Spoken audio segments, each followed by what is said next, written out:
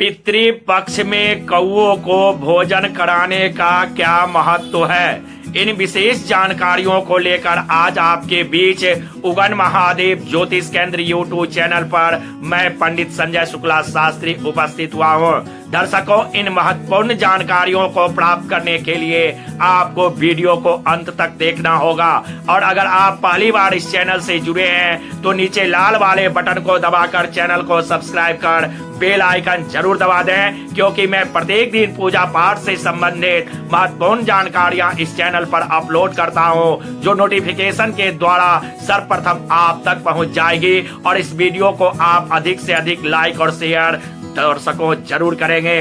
आपके बहुमूल्य समय का ध्यान रखते हुए चर्चा को मैं आगे बढ़ाता हूं। दर्शकों, हिंदू धर्म में पितृपक्ष का काफी महत्व होता है। इस साल पितृपक्ष प्रारंभ हो चुका है।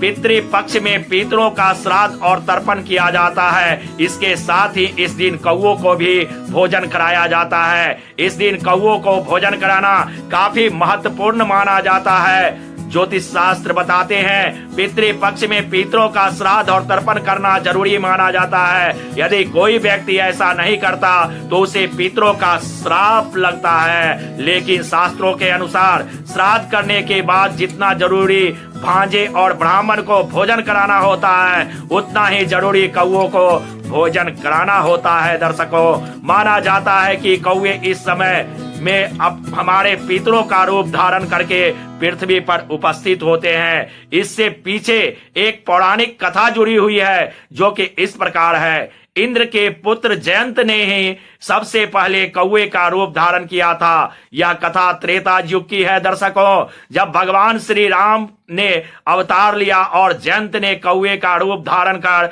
माता सीता के पैर में चोंच मारा, तब भगवान श्री राम ने तिनके का बाण चलाकर जयंत की आंख फोड़ दी थी। जब उसने अपने किए की माफी मांगी, तब राम प्रभु ने उसे यह वरदान दिया कि तुम्हें अर्पित किया भोजन पितरों को मिलेगा। तभी से श्राद्ध में कौओं को भोजन कराने की परंपरा चली आ रही है। यही कारण है कि श्राद्ध पक्ष में कौओं को ही भोजन पहले कराया जाता है। इसी कारण कौओं को न तो मारा जाता है, न ही किसी रूप में सताया जाता है। यदि कोई व्यक्ति ऐसा करता है तो उसे पितरों का श्राप के साथ साथ अन्य देवी देवताओं के क्रोध का भी सामना करना पड़ता है और उन्हें जीवन में कभी भी किसी प्रकार की कोई सुख और शांति प्राप्ति नहीं होती।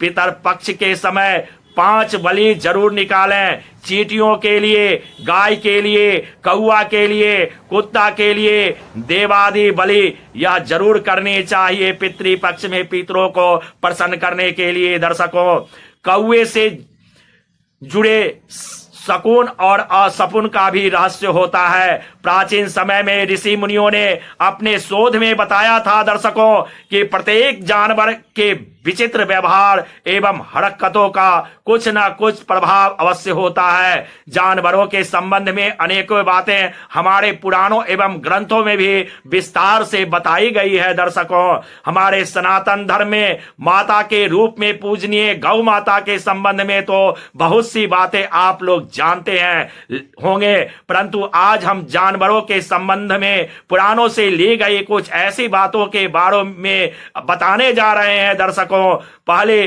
कभी भी किसी से आप नहीं सुने होंगे। जानवरों से जुड़ी रहस्य के संबंध में पुराणों में बहुत ही विचित्र बातें बताई गई है दर्शकों, जो किसी को आश्चर्य में डाल देगी। कौए का रहस्य क्या है? कौए के संबंध में पुराणों बहुत ही विचित्र बातें बताई गई। मान्यता है कि कौआ अतिथि आगमन का सूचना एवं पितरों का आश्रम स्थल माना जाता है। हमारे धर्म ग्रंथ की एक कथा के अनुसार इस पक्षी ने देवताओं और राक्षसों के द्वारा समुद्र मंथन से प्राप्त अमृत का रस चख लिया था। यही कारण है कि कौओं की कभी भी स्वाभाविक मृत्यु नहीं होती। यह पक्षी कभी किसी बीमारी अथवा अपने वृद्धावस्था के कारण मृत्यु को प्राप्त नहीं होता। इसकी मृत्यु आकस्मिक रूप से होती है। यह बहुत ही रोचक है कि जिस दिन कौवे की मृत्यु होती है उस दिन उसका साथी भोजन ग्रहण नहीं करता है। ये आपने कभी ख्याल किया हो तो यह बात गौर देने वाली है दर्शकों कि कौवा कभी भी अकेले में भोजन ग्रहण नहीं करता। यह पक्षी किसी साथी के साथ मिलकर ही भोजन ग्रहण करता है। कौवे की लंबाई करीब 20 इंच होता है तथा यह गहरे काले रंग की पक्षी है जिनमें नर और मादा दोनों एक समान ही दिखाई देते हैं। यह बगैर थके मीलों उड़ सकती है। कौवे के बारों में पुराणों में बताया गया है कि किसी भविष्य में होने वाली घटनाओं का आभास पूर्व में ही हो जाता है।